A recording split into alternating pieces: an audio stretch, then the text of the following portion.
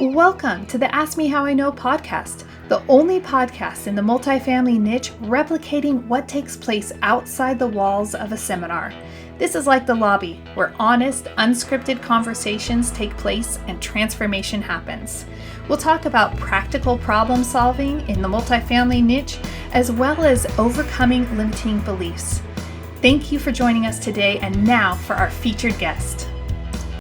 Welcome back to Ask Me How I Know. I am having a fantastic time. I'm sorry that you didn't get to be a part of the pre-show because it's amazing, but today we have Johanna Gardner with us, and my goodness, you have lived like 5 million lifetimes in one lifetime, and I've thoroughly enjoyed our pre-conversation, and I am amazed at this pivot that you are doing. Like, you have this amazing experience already in real estate, and you've experienced those knocks, and now you're pivoting and positioning yourself. And my goodness, knocks happen to everybody, don't they? Yes, they do. That's for sure. Yes. We got to really explore some of the knocks, my crazy journey. Oh my goodness. Well, I'm going to jump right in because I feel really comfortable with you. And I'm just thinking about the topic. A lot of people, there are triggers in people's lives, and, you're not supposed to talk about, like religion and politics and things like that. But in the investing world, a lot of people don't want to talk about the big B word that sometimes happens.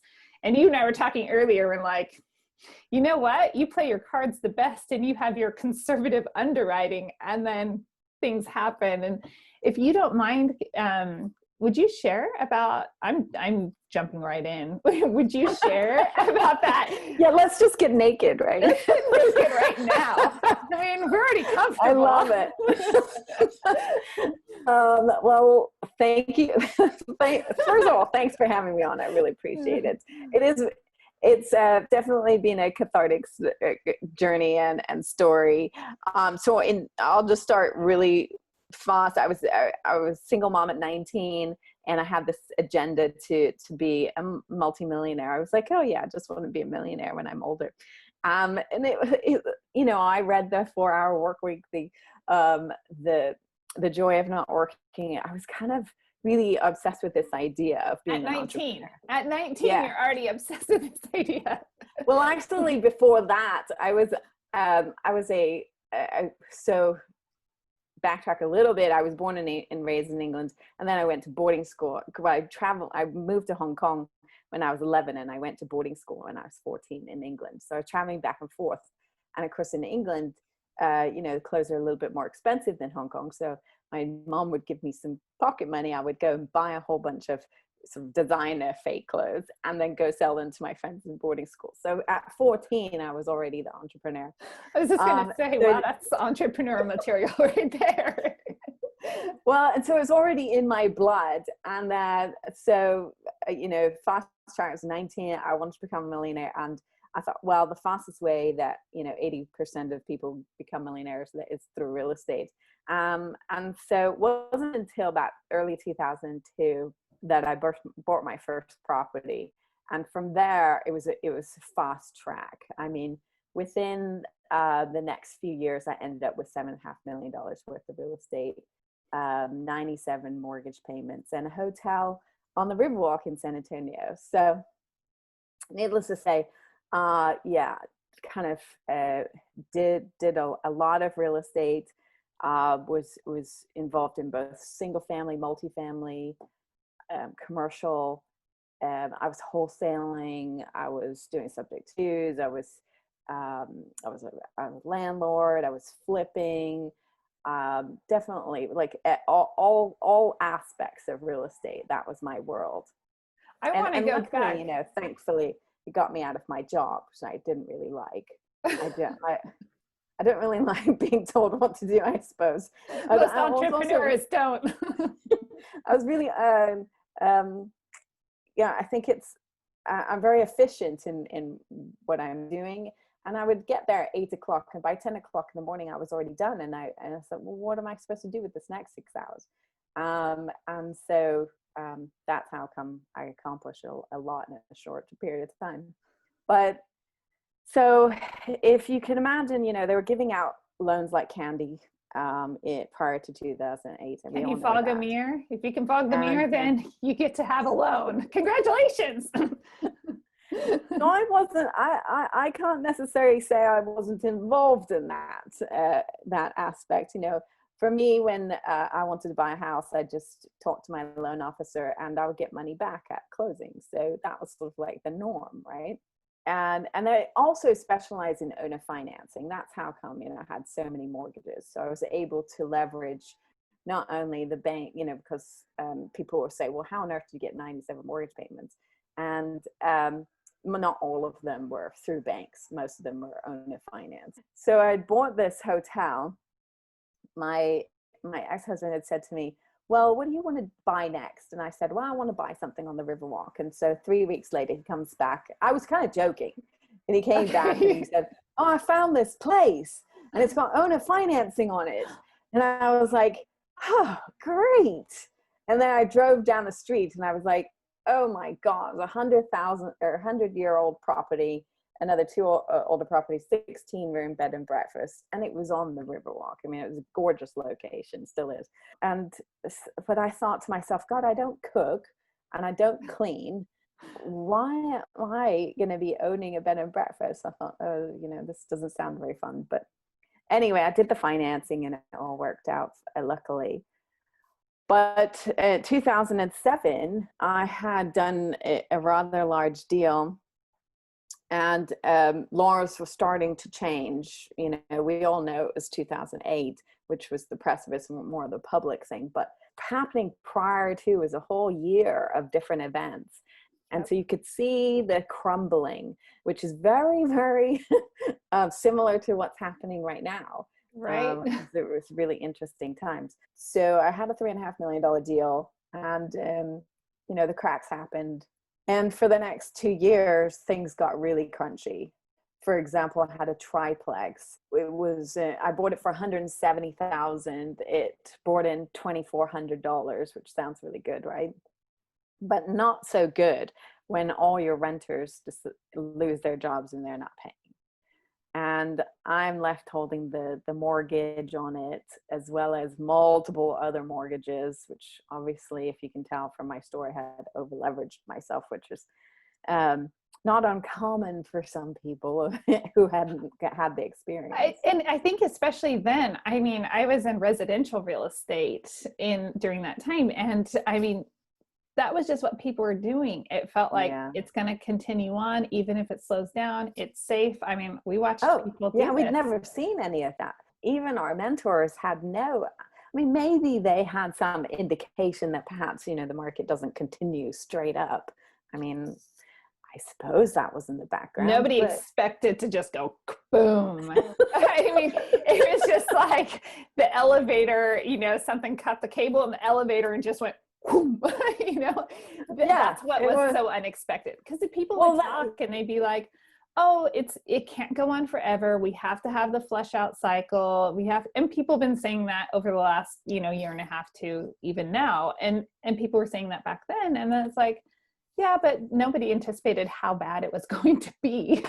No, I mean, just as much as Corona's kind of unfortunately hit us extremely fast, within weeks, or it was even days. I mean, a day would feel like a year in terms of the news cycle I moved in the last couple of months. That was very similar. If you were in the field of real estate, I think that there was a lot of people who just didn't even know what was going on. But those of us who were in the thick of it, it was like a tsunami that was coming through. And like I said, I had this triplex. Well, I had bought it for $170, the note's $150. It was worth $33,000. So it was going to go to foreclosure for $33,000. Well, that's fine. Just let them go. But then, of course, at the time, the bank basically says, well, wait a minute, we only got $33,000 and there's like this excess of $120,000 that we didn't get back. So we're just actually going to 1099 you for that. I'm sorry. I'm sorry. What did you say? You're going to 1090? Like, like as though I got $120,000 of cash. I'm sorry that I don't have any money, so I'm not going to be able to pay that IRS bill. Well, if you can duplicate that by, dozens of times, well, that was kind of the mess that I was in. There were some property. I was luckily in Texas and was investing in Texas. So the overall macro level of market in Texas was very good. But on the micro level, I had bought, some wobbly stuff, which I'm sure is absolutely going on right now with some of the investors that are stuck in the middle.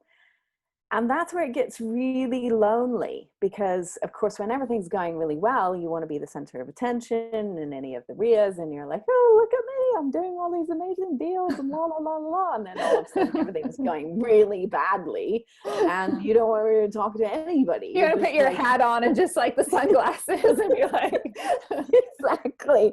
You're like, don't talk to me. So I guess I wasn't necessarily alone. There were a lot of investor friends that went through the journey with me. They didn't, like many of us didn't survive in the field of real estate. We had to move on and we had to pick up and decide where we were going to go from there. But because I had bought this hotel, we ended up looking at all the properties. And in Texas, thank goodness, we were allowed to homestead one of our properties that we were paying the mortgage on. And even though it was underwater, we were able to pay the mortgage and I was able to move into it. So I ended up homesteading. So I got a roof over my head, thank goodness, and a job because, of course, owning a hotel that's open 24/7 for 365 a year is a job, let me just tell you. So 2:00 in the morning, I'm sorry, I'm drunk and I lost my key. Can you come and let me in? No, okay, I get it. Of course, right. At the time, and as it is concurrently, at first it really wasn't this adventures of like putting on these online reviews. Then that sort of became more and more prevalent, and so of course customer service had to go through the roof. Meanwhile, your revenue streams were going down the toilet because of hotels.com and expedia.com and all these other major conglomerates that were just eating your bottom line. So got to homestead the hotel and then ended up in 2010 realizing there was just no way to avoid this IRS, this eventual destination. So I ended up going bankrupt. And I often thought while I was going through this bankruptcy, of course, it's a very long process, a very painful process, unless you decide that it's going to be really short, which most of us don't go, out easily. We go kicking and screaming. Why do you suppose that is? Or what is the difference? What would make it go short and what would make it go long? The second time around would go much shorter, I think. The first time, I think it's all about pride. I think it's all about, the illusion, or not the illusion, the fact that you failed to reach your destination, which was multi-million-dollar status for the rest of your life, and that you were going to have to resign yourself to the fact that you're absolutely broke. Not even just broke. You're really broke. Like you owe a bunch of money and you can't ever pay it back. So thank goodness I live in America. I mean, I'm British, by birth, but I moved to America and got my citizenship, and I'm so grateful for that opportunity to go bankrupt, because I literally would be paying probably on that, not only financially but emotionally, for the rest of my life. So luckily I was able to utilize that law, and it really is, it's about getting you back on your feet, which is amazing. But the whole process, you've got I had 2+ years of daily, creditors calling, and of course they're not getting any money from anybody, and everybody who's in my same, they've sort of like given out these huge $100,000 loans to people that just weren't ever going to be able to pay them back. And so it was this whole adventure all the way. And the weekend that it's rather a sad story, but a few months prior, my mother-in-law, who had worked for us at the hotel for the last 3 years, her daughter had been diagnosed with stage 4 lung cancer. And it was it was really important that she go and spend time with her daughter. But she didn't want to go because none of us had any money, and she didn't know how she was going to survive. So she had to go back to Seattle. And anyway, so it came to the point where I just literally had to fire her. Well, that was unfortunately the last conversation I had with her, because she committed suicide. And then 4 months later, my sister-in-law died of lung cancer. And a month after that, the same weekend that my son graduated from high school, as I mentioned, I was single mom at 19. I had gotten married at that later, but that becoming an empty nester was a huge deal for me. I was about to lose my home, everything, and moved from a 3,600 square foot house into a 700 square foot little apartment that my mother-in-law had lived in. And we had a huge wedding. We had 300 red roses that we had to organize. And it was that weekend that we went bankrupt. And so I had sort of built it up in my mind of how this was going to go. And as you can imagine, I was in constant fight or flight the whole thing. I walked in with my ex, and we walked in and with my attorney, amazing attorney, who had been so kind to us the whole time and walked us through. And it was a matter of minutes. I had anticipated a room full of nasty people that were going to condemn me for the rest of my eternity or whatever. A peanut gallery, just kind of doing like in the princess. I can picturing Princess Bride, boo, boo, like yeah, like you're the evil witch that that wasted all our money. We want our money back, and it was awful. I mean, to the depths of my soul, I definitely wouldn't want anybody to experience that, obviously. And, I tried to do as intelligently as I could to circumvent it. But, like I said, it was just inevitable. I walked in and it was empty. The whole courtroom was empty. And I just talked to this judge. He looked at my paperwork, and not even just a few minutes later, he looked at me, looked at the paperwork, and said, "You and everybody else in 2008. And then he signed a piece of paper and then said, "You're done." I walked out there. I was just like, oh my goodness, that was so amazingly easy. And if I had known that, maybe I would have put less pressure on myself. But you never know how it's going to go. It just was that for me personally.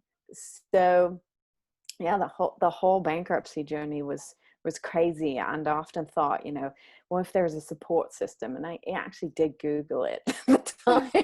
Well, it totally makes sense. How can they have Alcoholics Anonymous, but they don't have Bankruptcy Anonymous, because nobody freaking wants to talk about it.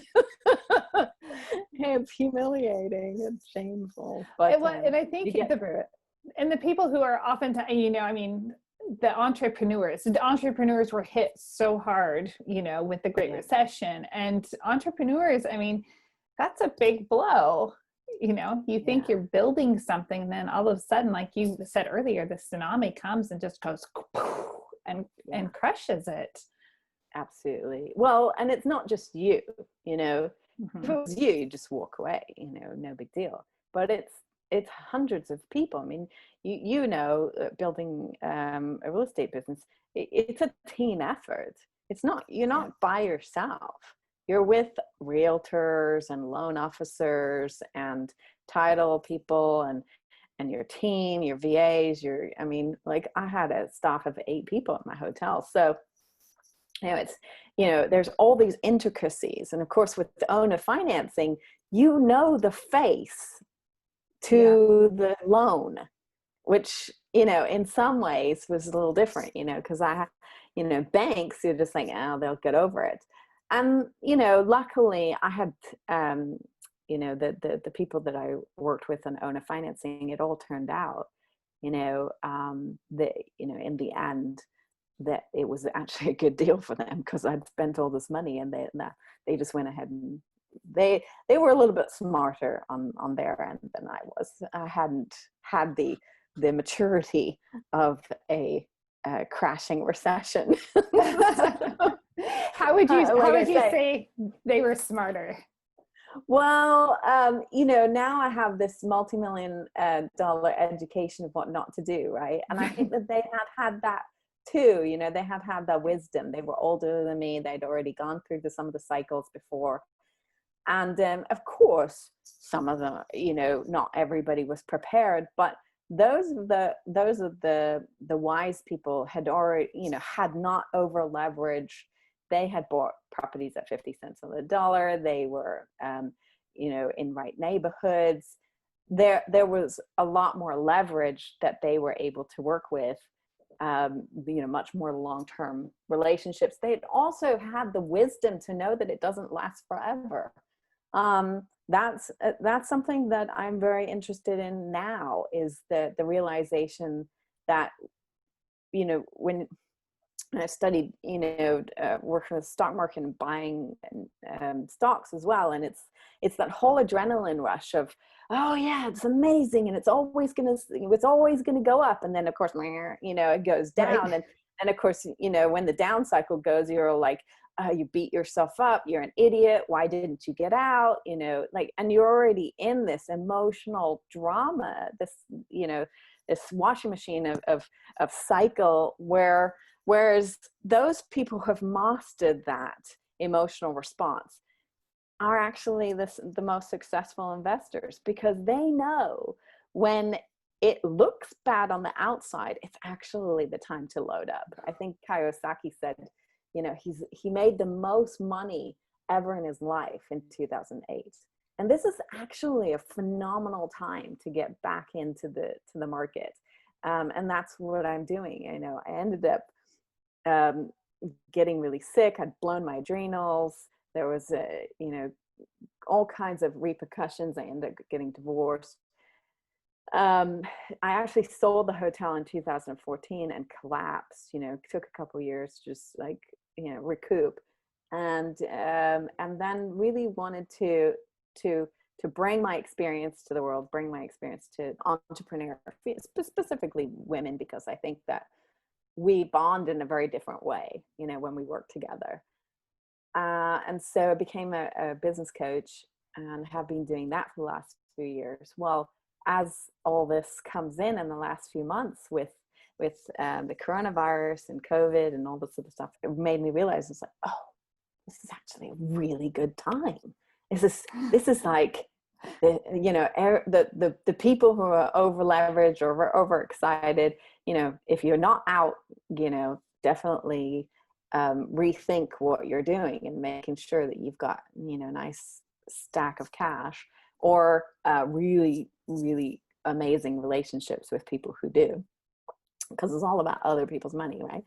And then OPM. Exactly. And then, I don't think it's going to be the same as 2008 whatsoever. Things, every recession is completely different, but it will have opportunity.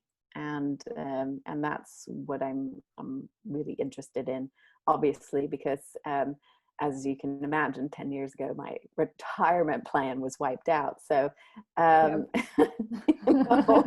got to build another one. So, and I might as well do it with this education that I've got. So, and along the way, help a lot of people. So hopefully my journey and my experience of knowing what it looks like to be on the other side of a bankruptcy, what it looks like emotionally, mentally, financially, what does it do to have you really understand what that person feels like when they're going through foreclosure, and you're talking to them and saying, I understand. Well, do you really understand what it's like to go through that? I have real life experience. I know exactly what it's like to have the fear of the cops coming to your house because you have to stay in that school district because your son's about to graduate and you can't move. You've got to hang on for dear life for the next few months, waiting for the cops to come and possibly take all your furniture out and dump it onto the yard and tell you that you're gone, and the humiliation of the idea that your son would see you in those weak moments. There's a lot of lessons learned, and my son just celebrated his 28th birthday this Sunday, and we got to talk about some of the the adventures and the lessons learned that he learned from watching all of that. Interesting. What were some of the things, his takeaways? Well, it was fascinating because we were talking about the news, and we would talk, and you know, as your children get older, they become, you know, your conversations become more intellectual. You know, obviously when they're like, you know, 6 months old, it's all googly and like, oh, how aren't you cute, and smiling, oh, la la la. You know, they say dada or mama, whatever. Well, when they get to 28, all of a sudden you're talking about, you know, the city of Chad, or the Chaz. new, yeah, Chaz Yes. in Seattle or whatever, because he grew up in Seattle. And he was like, do you know about this Chaz thing? But what was fascinating, he was talking about how awful it might be for the entrepreneurs that own some of the businesses in the Strip, and the rioters actually damaging their properties. And he was saying how devastating that might be, because they're literally, these are people who, or it's their sweat and tears have gone into this business to make it work. And then these, you know, complete strangers come in and completely wreck it. And he had empathy for that. And I think because, you know, in his teenage years, he ended up living at the hotel with me. And so we were in the thick of a business that was sustaining us, that was it was paying for our groceries, and it was paying for the roof over our heads. So there was some, like, really learning by osmosis of understanding what it's like to be a small business owner, and the treacherous situation of an external force coming in and without any of your control, taking it away. And so he had this really, like, it was really it was a really great gift to realize how much it had been integrated into his system, and he realized how important that was. That's extraordinary. Yeah, I mean, just that you get to even have that window into, you know, just to have that conversation, you know, that's so rich. And well, yeah, and I think a lot of millennials, you know, really, I don't think that we've really delved into the psychological effects of 2008 into the millennials, because they literally walked out from graduation into nothing, into the abyss. There were no jobs available. Luckily, my kid, I have a stepson who's 27, and both of them have been employed ever since they were young teenagers, and they've never really had any problems. But they were raised like that. They were, you know, kind of go-getters. But yeah, I think the millennials have this whole different perspective on this whole baby boomer. Oh, just stay at the job for the next 40 years and you get your, you know, gold watch at the end. Well, that just doesn't happen anymore.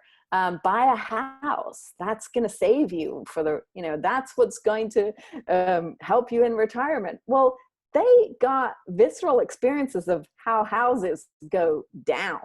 Right, exactly. In fact, not just down, like tsunami down, like they have no value whatsoever. In fact, you're going to have to pay for that house more than it's worth. And so they have it in the back of their mind of how much a recession can actually affect them.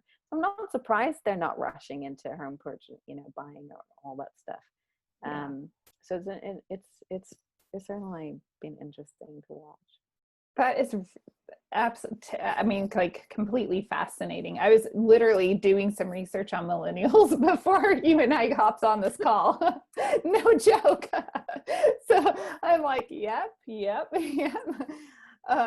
What would you say, you know, I think there are people that are going to be experiencing this again. Even, let's just even say, like, rainbows, unicorns, leprechauns, the whole gang shows up and everything turns out okay. Some people are still going to get really hit hard from COVID. Is there some, and the investors that are listening to this, some of you, unfortunately, are probably going to be impacted by this in a negative way. And these life lessons, this School of Hard Knocks teaches us a lot. You're a rare person because you are so willing to speak honestly and candidly about your experience. And I just want you to know what a gift that is to everybody around you. It's huge.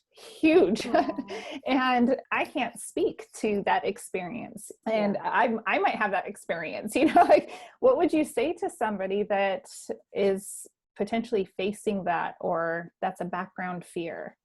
Do not chase bad money with good money, right? That was the first thing I did at the beginning of this year, was cut my expenses. Everything was, you know, a necessity, no matter what, and cash is king. So everything was just make sure that you have your overhead expenses. I think that the yes, bankruptcy is financially a nightmare. It's just, it requires a lot of energy, psychic energy, as well as physical energy. You've got to go and fill out all these forms, etc. Got to talk to an attorney, blah, blah, blah. You know, it's really that, it's that whole emotional response to the what's happening. And when you lose your home, that was probably the most painful experience, because my home, for me personally, is something that's very part of my identity. You know, from my story, you can imagine, like, I lost all kinds of levels of labeling that I had formed as my identity. I was a daughter-in-law, I was a sister-in-law, I was a homeowner, I was a wife, I was a mother. And within 6 months, all these labelings of my identity had been wiped out. So that's one of the things, is that I would probably do an inventory of what labels are the most important to you.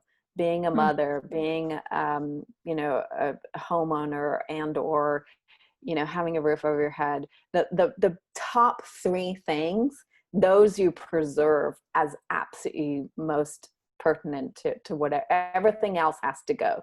Your nails, your you know, your gray's got to, I mean, if you don't have gray, I was 35 when I went through this nightmare. So, you know, all that stuff can be rectified, but, you know, pretty quickly, right? You know, and 2 months I had to go and show my gray, and then all of a sudden, within 4 hours, I was back to being blonde again, right?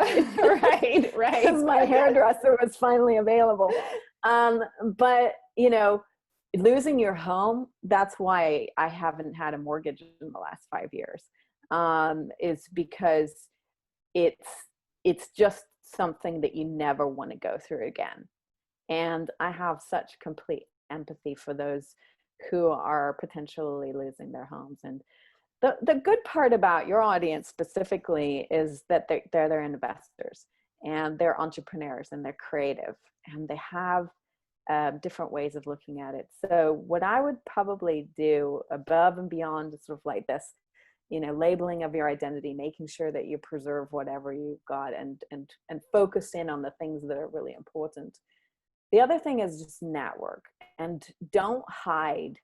That's one thing that I did, was I was so ashamed and so embarrassed. I hid, you know, as a hostage, and I put my head in the ground, and I was like, I just can't do this.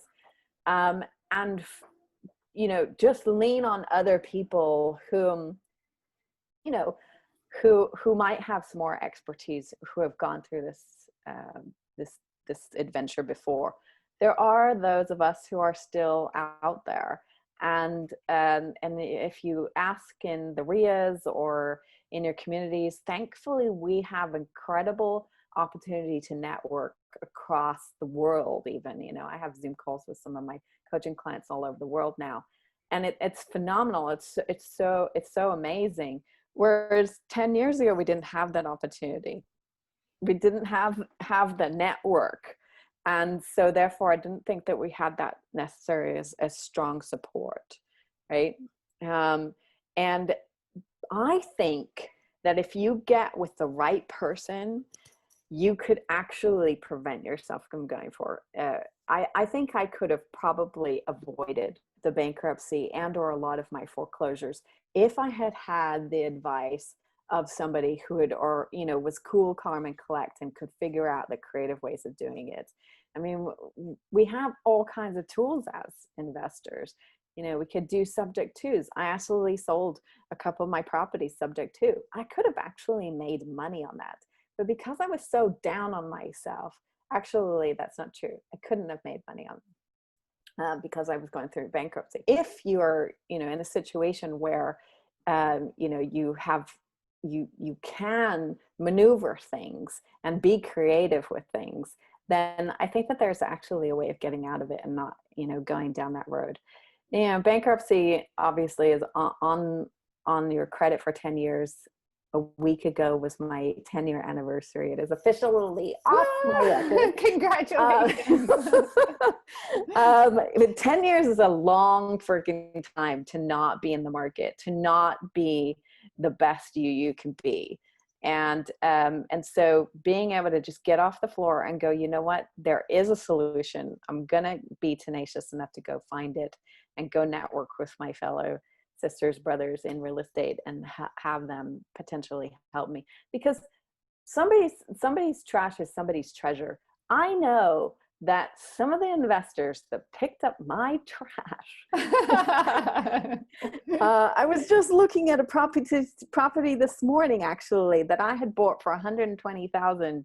It was a property on Canyon Lake, and they had actually renovated it. They'd taken over the bottom half, doubled the square footage, and sold it for twice the amount.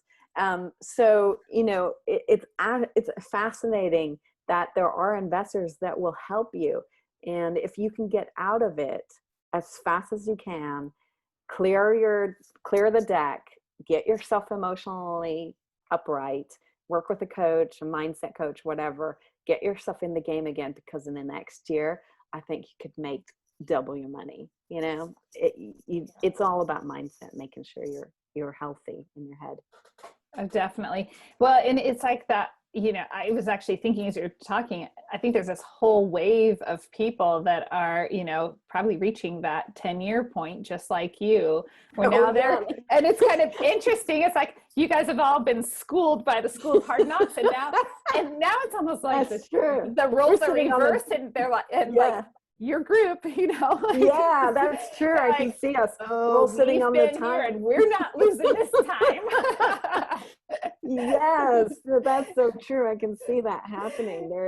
There's probably a lot of us who are just have been sitting on the sidelines. I mean, believe me, we've been waiting on the sidelines for a long time. We did not anticipate it being, thanks for quantitative easing, and it's extended itself. But yeah, we'll see how the market goes. I think that as things start warming up, with the PUA ending in July 3rd, the end of July, in August, September, we'll see whether it really starts hitting, because there's been an enormous amount of support, I think, which has been phenomenal, obviously, through government programs, etc., and has prevented a lot of the tsunami from being exposed per se.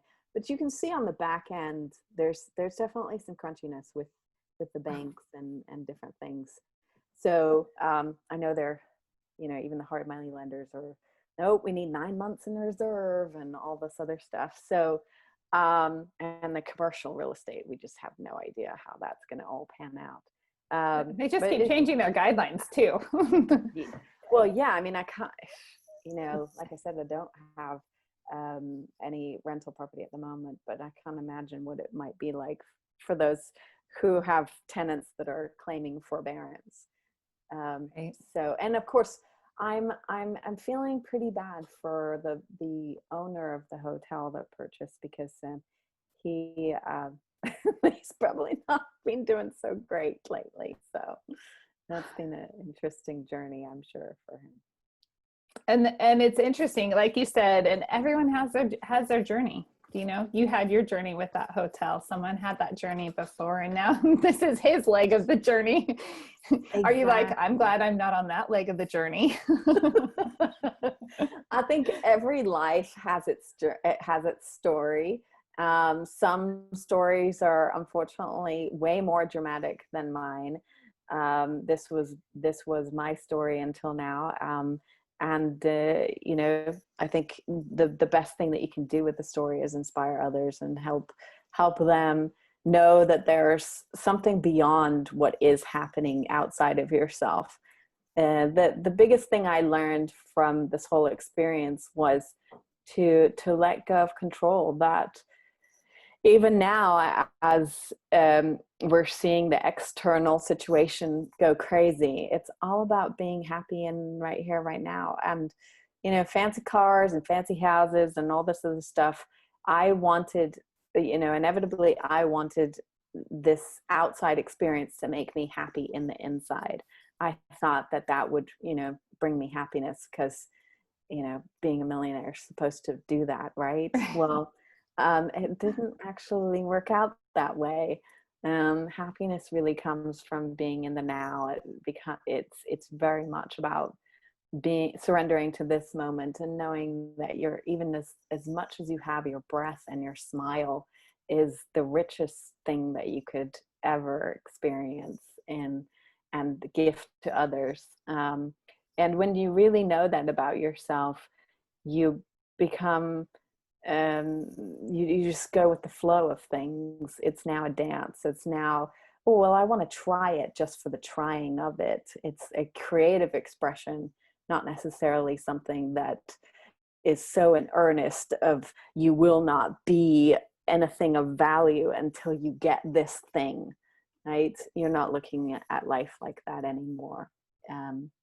Yeah, it kind of beats that out of you. not that I would encourage anybody to go down that path, but if you can get to that end result, the end result of being happy in the now, no matter what external situation is happening outside of yourself, then that's where mastery comes. And then whatever shows up is what shows up, but you're still happy. And that's the greatest thing. There's such a freedom. I hear you, because there's this amazing freedom when your circumstances aren't the basis of your happiness, and when the tangible things aren't the basis of your happiness. Then you have this effervescent, like, oh, everything else is just icing on the cake. I mean, oh, bonus for me. You know? It is absolutely. Gratitude is such an incredible, you know, it's an asset in making sure that you're focused in on the right thing.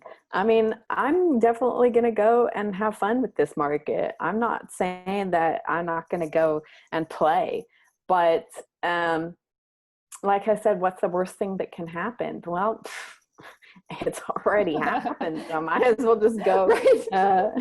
Might as well just go see what happens next time around, and hopefully I can help some people along the way. And I know that there are some people who are struggling, and like I said, if I can help them get to that mindset or that different place as fast as possible, then I've helped somebody. That's important.